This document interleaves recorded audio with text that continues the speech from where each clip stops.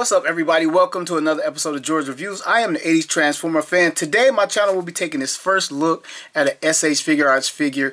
It is full power Broly. Although S.H. Figuarts have appeared on my channel but never been given a full review. And taking a look at this packaging, it is the standard S.H. Figuarts packaging. It has a color image of Broly screaming and yelling. It is an actual image of the toy.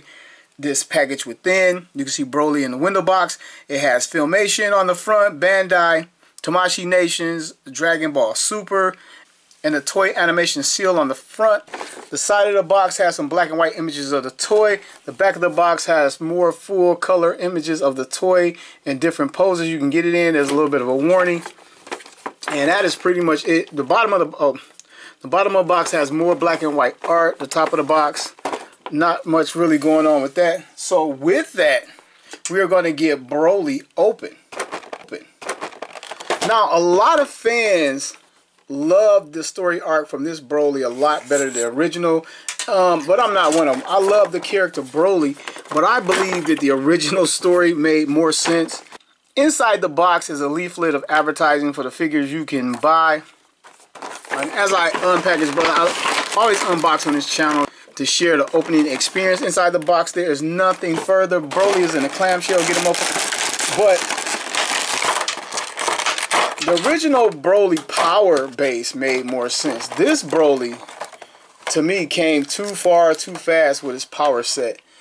And take him out right there. He's covered in plastic, I guess, to keep from damaging the paint. He's packaged with 4 extra hands and 2 extra face plates. Alright, let's take a look at Broly. Start with his face. He has the whited out eyes, a very stern look on his face. And I guess I need to remove some of this plastic from Broly.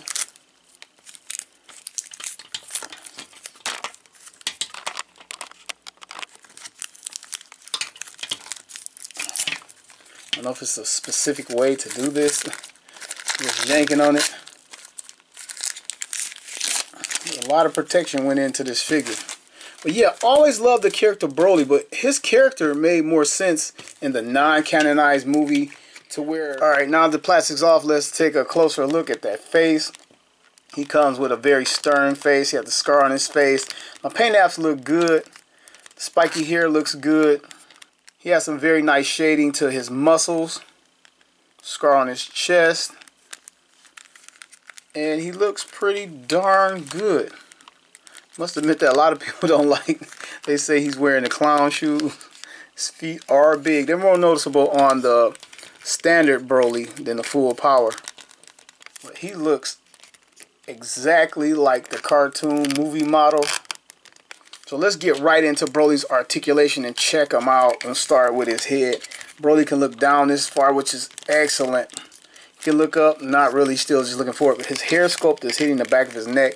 But I believe his ab crunch will allow him to look up some more. And we can get that much. Side to side, pretty good. And he can look left or right. Then he's hitting his chin on his neck muscles, his shoulder muscles right there, which looks great. Coming to his shoulders, he can get his arms this far up. He can rotate these arms in a full 360. I believe they're plugged in on a ball joint. You can see it. Probably could pop that out.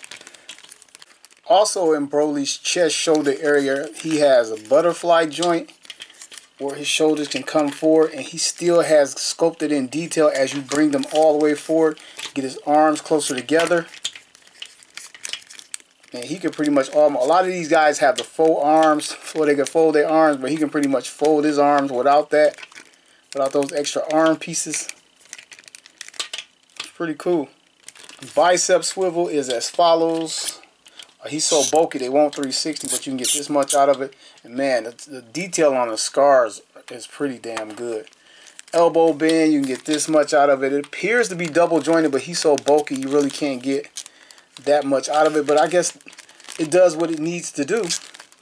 Coming down to his wrist, 360, and it has some in and out, up and down to it.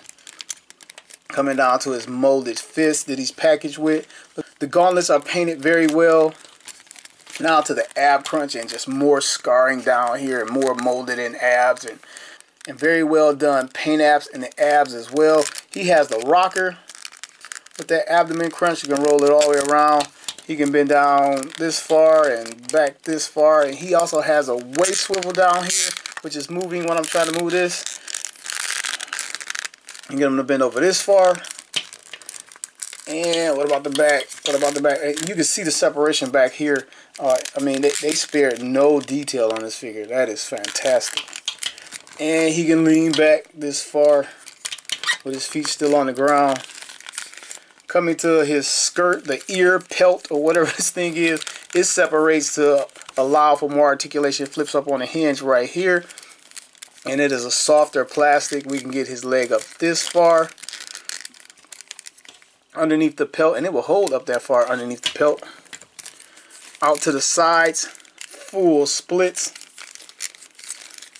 To the back, not a whole lot to the back because it's hitting the hard plastic of his butt. Back here. And we get some rotation right here at the upper thigh cut, full 360 out of that. Knee bend is double jointed, but because of the bulk down here where it's touching, it's not getting that much out of it.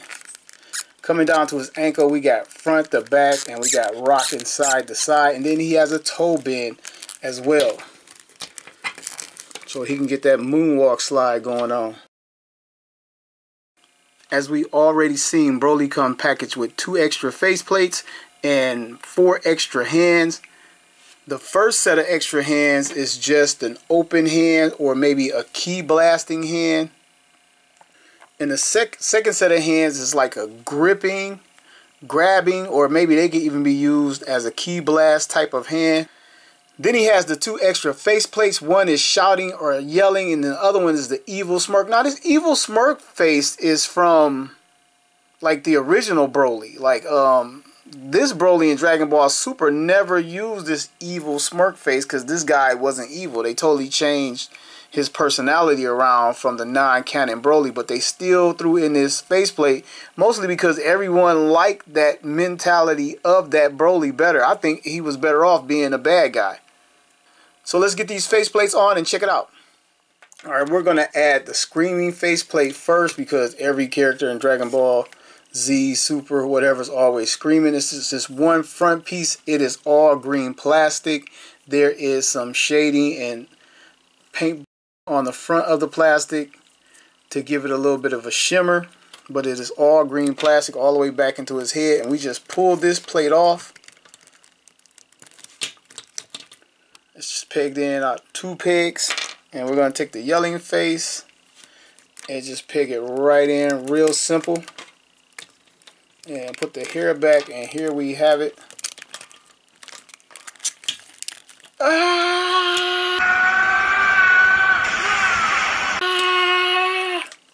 Looks very, very good. The same whited out eyes.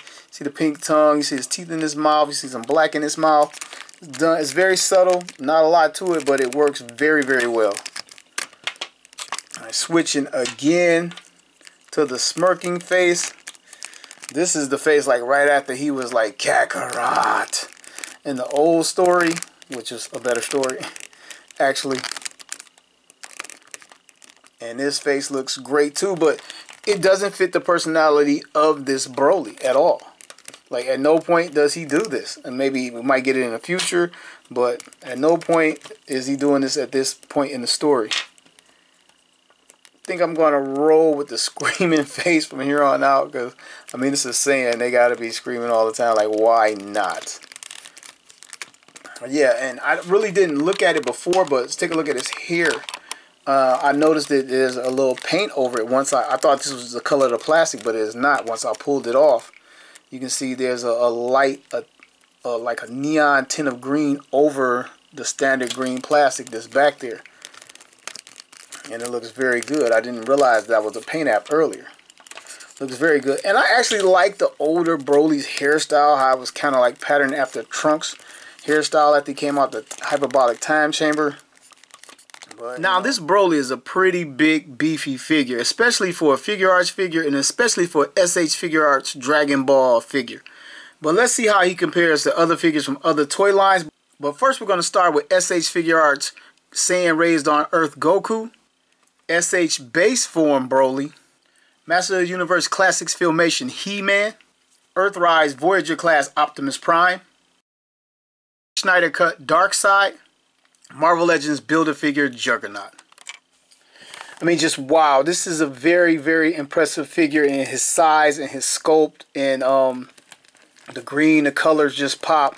The shading on the muscles is very, very good. It's a very, very good figure. At least to me. I'm kind of new to the S.H. Figuarts scene. I collected them once before, but never really opened them. Like I had Goku Super Saiyan Awakens, and I had Gohan from the Cell Saga, and I never opened those guys up, wound up selling them off, and I always regretted it. And then a few years ago, my daughter bought me S.H. Figuarts Dragon Ball Z figures for my birthday, and then I was back into it, and I started trying to get these guys open, trying to review these guys.